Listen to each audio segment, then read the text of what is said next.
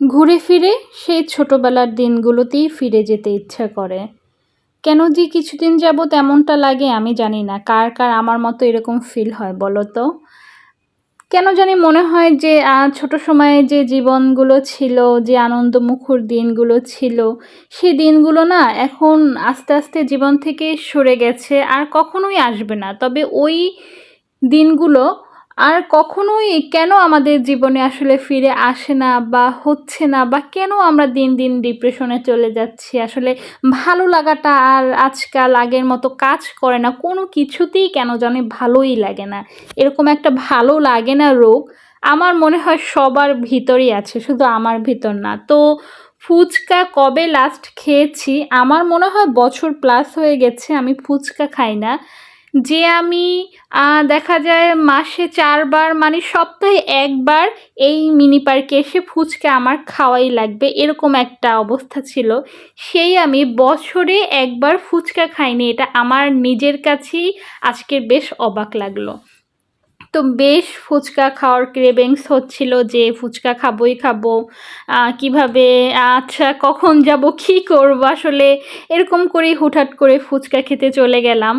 তো আগে যেখানে ১ প্লেট খেলে মন ভরতো না, ২ প্লেট খাওয়া লাগতো। তো এবার দেখলাম যে ১ প্লেটই বেশ পেট ভরে গেছে। অন্য কিছু খাবার মতো আর পেটে কোনো স্পেস নেই, সেটাই। আসলে আগে যেখানে ২ প্লেট খেতে পারতাম, এখন ১ প্লেটও খেতে পারি না, এমন একটা অবস্থা। তো আসলে বড় হবার সাথে, সাথে মানুষের জীবন থেকে মনে হয় অনেক ইচ্ছাই শেষ হয়ে যায়, তাই না? ভালো লাগে না আসলে। তো এখানে একটু আইসক্রিম নিয়েছিলাম, আইসক্রিম খেলাম। আর মিনি পার্কে আসি না, ফুচকা তো খাই না, বছর প্লাস হয়ে গেছে। মিনি পার্কে আসি না কত বছর তা নিজেও জানি না। কেন জানি আমার ব্যক্তিগতভাবে মিনি পার্কটা পছন্দ না। যেখানে আগে অনেক কোলাহল ছিল, অনেক মানুষের আড্ডা, অনেক আনন্দমুখর স্মৃতি ছিল। কেন জানি এখন আর মিনি পার্কের উপর থেকে মনটা উঠে গেছে, ভালো লাগে না। তো আজকের বেশ একটা ভিড় ছিল না। ন্যাচারালি এখানে প্রচুর ভিড় থাকে। তো একটু ঠান্ডা, ঠান্ডা ওয়েদার ছিল। একটু উঁকি-ঝুঁকি মেরে আসলাম যে কেমন লাগে আসলে।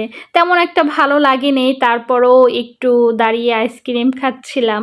তো এখন চলে যাব। এখানে আমি আর আমার বোনের ছোট মেয়েটা ছিল তাম্মি। আসলে ওই আমাকে একটু জোর করেছে যে, "খালামণি চলো একটু ভিতর থেকে ঘুরে আসি, একটু ঠান্ডা, ঠান্ডা বাতাসে আইসক্রিম খাবো।" তো বেশিক্ষণ ছিলাম না। গেলাম আর আসলাম। আমাদের পরিকল্পনা ছিল আমরা অনেক কিছু খাবো, কিন্তু আসলে আমি কিছুই খেতে পারিনি। তো এভাবে করে আজকের দিনটা আমার আলহামদুলিল্লাহ ভালোই লেগেছিল, যেহেতু অনেক দিন পর একটু ফুচকা খেতে বের হয়েছিলাম। ন্যাচারালি আমার কেন যেন বাহিরে বের হতেই ইচ্ছা করে না, ভালোই লাগে না, জানি না কেন এমন হয়। তো বাসায় আসলে দেখা যায় বাসা থেকে আমি কোথাও যাই না, সব কিছু মাকে বলি, মা এটা এনে দাও, ওটা এনে দাও, এটা খাবো, ওটা খাবো। তো সব কিছু মা ম্যানেজ করে দেয়।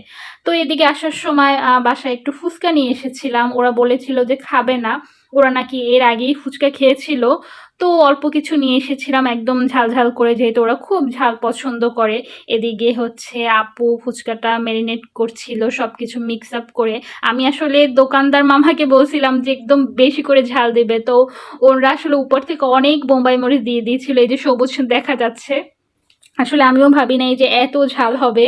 তো ওরাও আসলে ফার্স্ট টাইম খেয়াল করেনি। আর আমার একটা মিস্টেক ছিল যে আমি বলে দিইনি যে এটা কিন্তু প্রচুর ঝাল হবে। তো ওরা যখন খাচ্ছিল তখন মুখের ভিতর বোম ব্লাস্ট হচ্ছিল। আমাকে বলল যে, "কিরে তুই এত ঝাল দিয়ে নিয়ে এসেছিস?" আসলে আমারই বলতে ভুল হয়ে গেছে যে এটা কিন্তু প্রচুর ঝাল। তো আমরা মেয়েরা আসলে কত যে ফাস্ট ফুড, ফুচকা খেয়ে ডিপ্রেশন একদম তুড়ি মেরে ঝেড়ে ফালিয়ে দিই, হ্যাঁ? তো আজকের মতো আল্লাহ হাফেজ।